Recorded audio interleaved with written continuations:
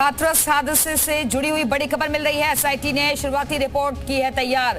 250 पन्नों से ज्यादा की रिपोर्ट सौंप सकती है। आगरा एडीजी, अलीगढ़ कमिश्नर की अगुवाई में जांच, डीएम, एसएसपी समेत 130 लोगों के बयान दर्ज। सूत्रों के हवाले से बड़ी खबर। रिपोर्ट में हादसे के मूल कारण का जिक्र सूत्रों के हवाले से खबर मिल रही है। रिपोर्ट में लापरवाही और अनदेखी का जिक्र है। कार्यक्रम स्थल पर जमीन के दलदली होने का भी जिक्र है।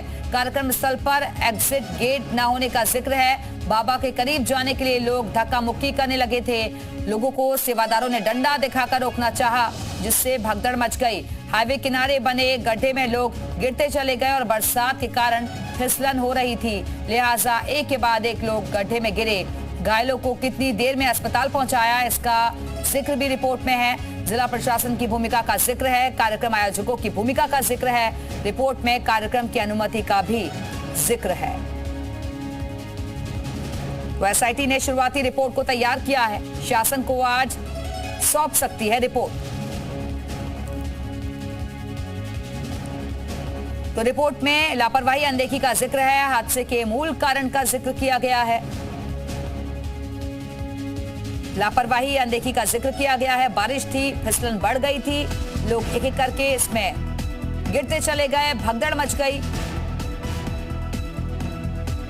तो शुरुआती रिपोर्ट एसआईटी ने तैयार कर लिया। माना जा रहा है कि शासन को आज शाम तक सौंपी जा सकती है।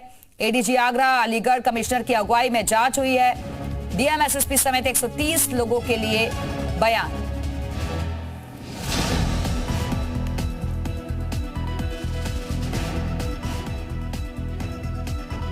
तो रिपोर्ट में क्या है, सूत्रों के मुताबिक वो भी आपको बता रहे हैं। हादसे के मूल कारण का जिक्र है। इसके अलावा लापरवाही, अनदेखी का जिक्र किया गया है। एग्जिट गेट नहीं होने का भी जिक्र है। वहीं बाबा के करीब जाने के लिए हुई थी धक्का मुक्की, सेवादारों ने रोका तो भगदड़ मच गई।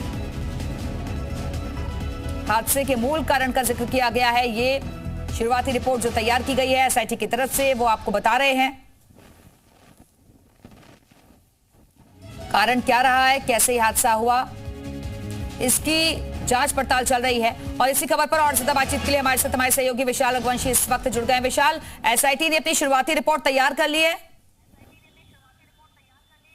देखिए, बिल्कुल एसआईटी ने अपनी प्रारंभिक रिपोर्ट तैयार कर ली है और जल्द ही ये रिपोर्ट जो है वो मुख्यमंत्री को के हाथों में सौंप दी जाएगी। फिलहाल चूंकि एक जो विभागीय प्रक्रिया होती है वो की जा रही है और विभागीय प्रक्रिया के तहत जो सदस्यीय कमेटी बनाई गई थी एसआईटी की, वो अपनी जो पूरी जो जानकारी है उसने कॉन्फिडेंशियल जो है पैकेट में करके रिपोर्ट को जो है गृह विभाग की तरफ दिया है। और अब एसीएस होम के पास पहले ये रिपोर्ट जाएगी, उसके बाद इस रिपोर्ट को मुख्यमंत्री के हाथों में सौंपा जाएगा। चूँकि रिपोर्ट बहुत कॉन्फिडेंशियल होती है, एसआईटी की रिपोर्ट होती है, ऐसे में इसमें कई तकनीकी जो चीज़ें होती हैं उनमें शामिल किया जाता है और इसीलिए थोड़ा सा वक्त लगता है। तो ऐसे में उम्मीद है कि कल या आज रात तक जो है रिपोर्ट जो है मुख्यमंत्री के हाथों में जो है सौंप दी जा सकती है। इसको लेकर फिलहाल जो है प्रक्रिया चल रही है और ये कह सकते हैं कि एसआईटी की जो रिपोर्ट है उसमें कई चीज़ों की बात सामने आ रही है, जिसमें ये कहा जा रहा है कि 130 के आसपास लोगों के बयान जो है वो दर्ज कराए गए हैं।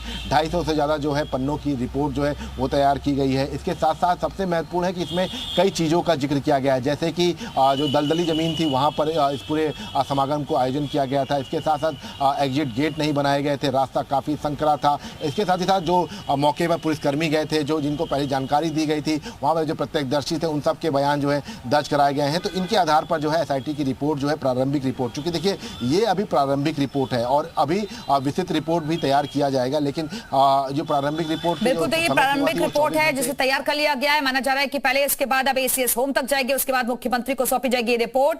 माना जा रहा है कि आज शाम तक या फिर कल तक ये रिपोर्ट सौंपी जा सकती है। बहुत बहुत शुक्रिया आपका विशाल।